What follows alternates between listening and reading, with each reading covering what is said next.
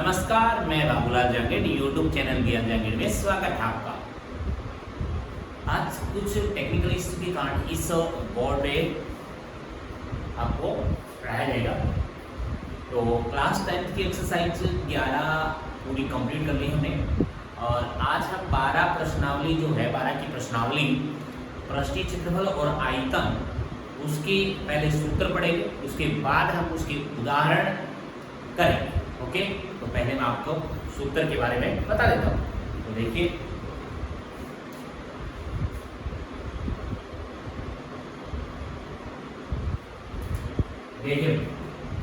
प्रश्नावली नंबर आपकी है 12।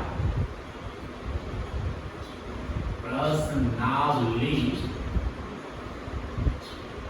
12 और ये है आपकी पृष्ठीय क्षेत्रफल और आयतन। पृष्ठीय क्षेत्रफल और आयतन, तो कुछ फॉर्मूले आयतन पढ़ेंगे और उसके पृष्ठीय क्षेत्रफल के बारे में चर्चा करेंगे। तो सबसे पहले मैं एक नंबर पे फॉर्मूले पे ले आता हूं, यानी फॉर्मूला सूत्र ये याद होंगे तो प्रश्नावली अपने आप प्रश्न हो जाएंगे प्रश्नावली में।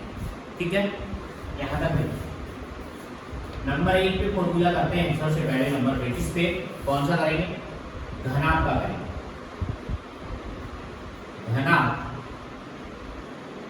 का संपूर्ण पृष्ठीय क्षेत्रफल, संपूर्ण पृष्ठीय क्षेत्रफल। ठीक है भाई, इस घनाभ का संपूर्ण पृष्ठीय क्षेत्रफल जो पढ़ेंगे वो आपके सामने देखिएगा, इधर मिरर में देता उसके 2 इंटू में एल बी क्लास में बी एच क्लास में, ठीक है, एच एल। जहां पे इकाई जो भी इसमें इकाई लगी वो आ जाएगी 12 की इकाई क्षेत्रफल में।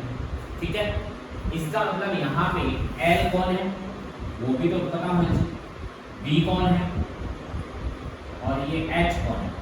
ठीक है, यहाँ तक देखिए आपको दिखाई दे रहा है कि नहीं दे रहा, वो चेक कर लीजिए। ठीक है,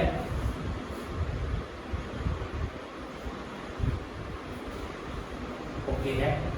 तो एल कौन है वो देखिएगा, एल है इसमें लंबाई, एल को जो बोला गया है वो है लंबाई, बी है ब्रीथ और एल लेंथ, बी ब्रीथ मतलब चौड़ाई, चौड़ाई और ये एच ऊंचाई। ये इसका संपूर्ण पृष्ठीय क्षेत्रफल का घनाभ है।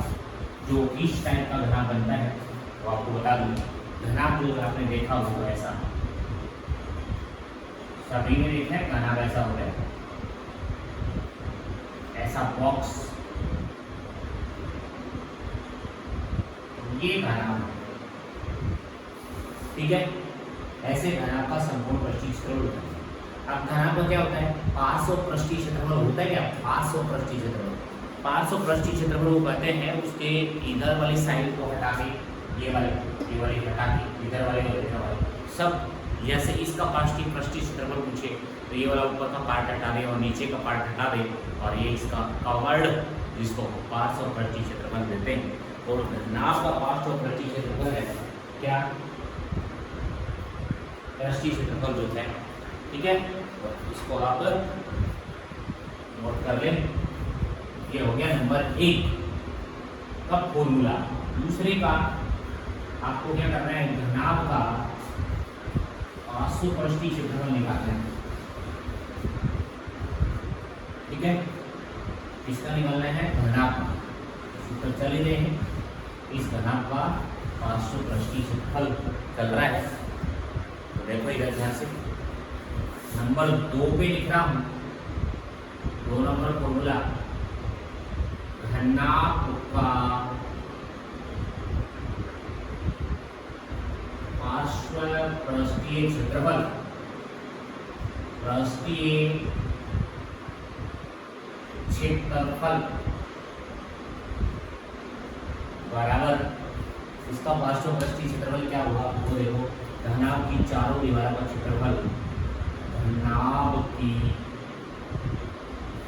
चारों दीवारों का क्षेत्रफल, दीवारों का क्षेत्रफल, एक तो ये बात है। दूसरा आप लगाना चाहें, ठीक है, एक तो एक फॉर्मूला हो गया, और दूसरा आपको बता दूं इसका परिमाप और ऊंचाई होगी, परिमाप और ऊंचाई, ठीक है, परिमाप और ऊंचाई बनेगी। या करके लिख सकते हैं आप इसका फॉर्मूला दूसरा, परिमाप इसका वर्ग का, सभी भुजों को जोड़ना और गुणा में ऊंचाई, या ये फॉर्मूला बनेगा, ये वाला, या तो उसका परिमाप भुजा जितनी होती है उनको सबको जोड़ना, परिमाप होता है उसका, और गुणा में ऊंचाई, यानी वर्ग इकाई लगा दे, वर्ग इकाई लगता है, क्षेत्रफल क्या आ गया हमेशा, इकाई का मतलब होता है सेंटीमीटर, मीटर, किलोमीटर, जो भी लगते हैं इसमें, इकाई जो भी दी जाएगी वो इसमें इकाई की जगह लगा दिया जाएगा। यह आपका हो गया 2 नंबर का फॉर्मूला। तीसरे नंबर का फॉर्मूला, ठीक है, तीसरे नंबर का फॉर्मूला घन, घन आएगा, क्या आएगा, घन, ओके है। तो देखो घन के टोटल लिखा देगा, घन के एक पृष्ठ का क्षेत्रफल, एक पृष्ठ का क्षेत्रफल, जो एक पृष्ठ होता है उसका क्षेत्रफल निकालना, एक पृष्ठ का क्षेत्रफल, और एक पृष्ठ का क्षेत्रफल होगा भुजा स्क्वायर, भुजा स्क्वायर वर्ग इकाई, ठीक है। एक पृष्ठ का क्षेत्रफल कैसे होता है, जैसे ये आपके पास है, मान लो घन ऐसा, तो एक वर्ग जैसा ही तो वैसे ही पृष्ठ, ये देखो अब इसमें बहुत सारी पृष्ठ होंगे, मान लो ये पृष्ठ है ऊपर वाला, ठीक है, इसको मैं ब्लैक पेन से दिखा रहा हूँ, ये एक पृष्ठ है, इसका क्षेत्रफल पूछ ले आप, इस घन का एक पृष्ठ का क्षेत्रफल आपसे पूछ ले तो एक वर्ग की तरह होगा, और उसका क्षेत्रफल ये आ जाएगा भुजा स्क्वायर वर्ग इकाई, ठीक है। देखिए यहाँ तक आपके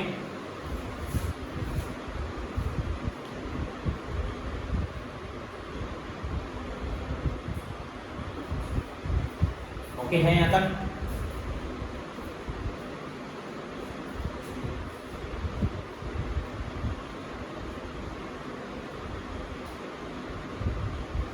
अब आगे धन की बात चल रही है, ये मैं कर देता हूँ रफ, ठीक है।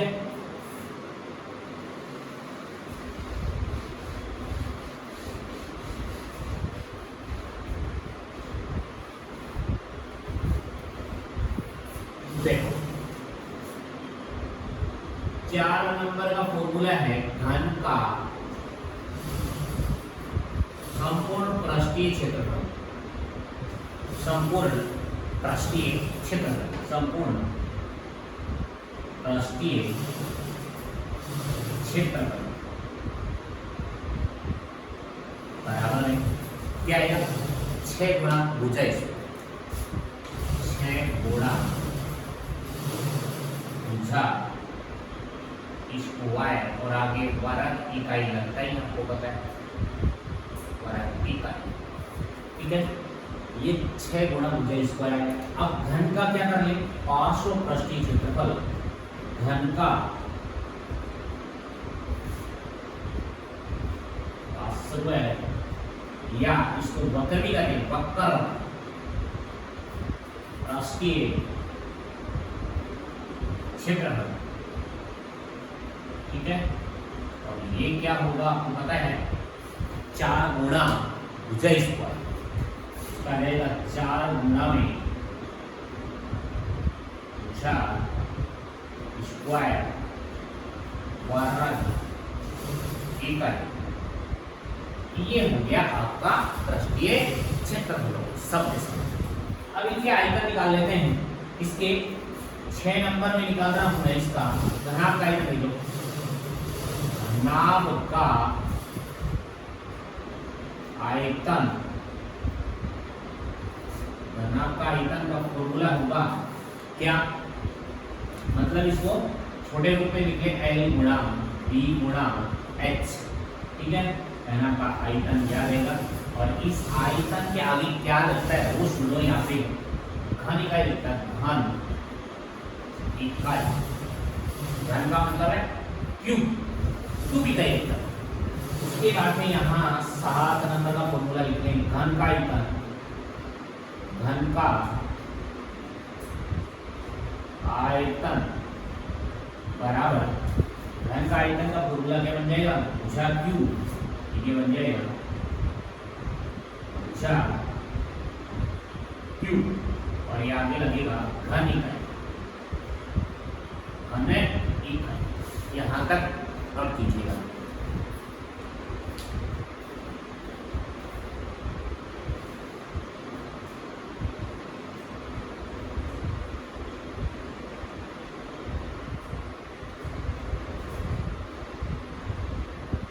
ओके भाई, ओके भाई, इससे आगे देखो। अब चलते हैं बेलन में, इस पे बेलन, ठीक है।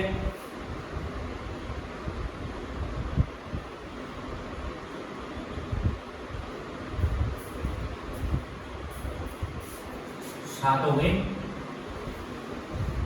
8 नंबर देखो, 8 नंबर का फॉर्मूला, इसमें फॉर्मूले हैं बढ़िया बढ़िया फॉर्मूले। अब बेलन में देखो, बेलन इस तरह होता है,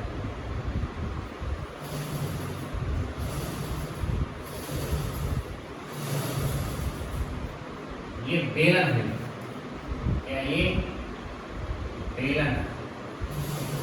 इस बेलन में बहुत सारे फॉर्मूले पूछ सकता है, पहले मैं निकाल रहा हूँ, ध्यान से देखो इधर फॉर्मूले। बेलन के आधार का क्षेत्रफल, और बेलन के आधार पे कौन, एक वर्ग है, एक वर्ग है, तो बेलन के आधार का क्षेत्रफल वर्ग का क्षेत्रफल होगा। मैं यहाँ लिख रहा हूँ 8 नंबर में, बेलन के आधार का क्षेत्रफल, बेलन के आधार का क्षेत्रफल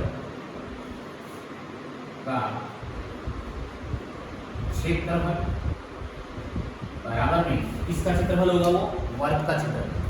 बेलन के आधार का क्षेत्रफल या कोष्ठक में लिखते हैं वृत्त का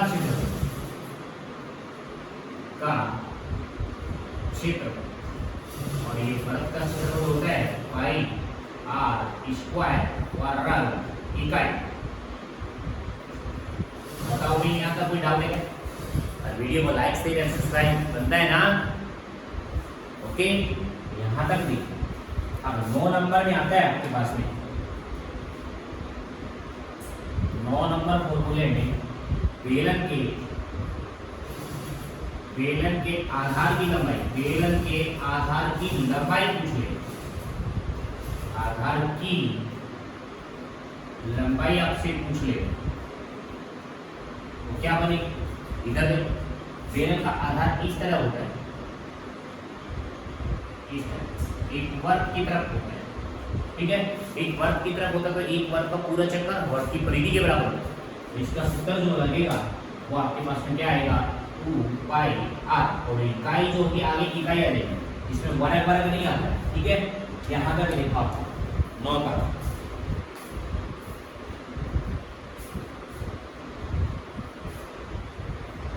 ओके भाई,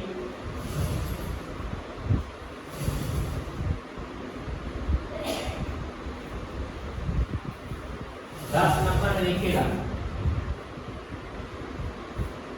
10 नंबर फॉर्मूला, बेलन के आधार की लंबाई हो गई। अब बेलन के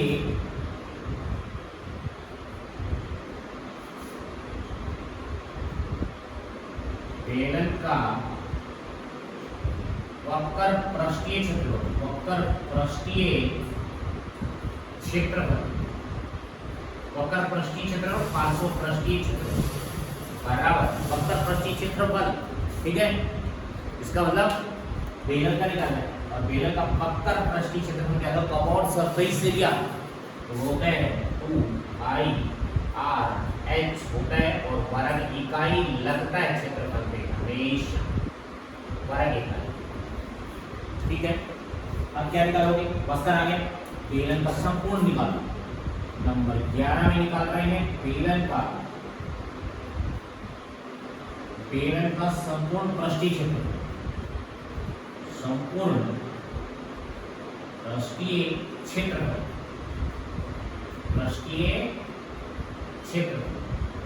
देखो ध्यान दो, इसमें क्या करोगे, इसमें वक्र जोड़ोगे। बेलन का वक्र ये पार्ट होता है, ये ऊपर का वर्त नीचे का वर्त, ऊपर का वर्त है और नीचे का वर्त छोड़कर जो बाहर का ये बीच वाला जो पार्ट बचा है इसका क्षेत्रफल तो होता है वक्र, और दो वर्त के क्षेत्रफल हो गए, दोनों को जोड़ दोगे तो टोटल आ जाता है। यानी मैं यहाँ पे लिख के बता रहा हूँ 2πr मतलब वक्र प्लस में ये तो वक्र हो गया, मतलब इसका निकालना चाहिए बेलन ही मान लो, तो इसका वक्र तो ये पार्ट हो गया और इसके एक बेलन यहाँ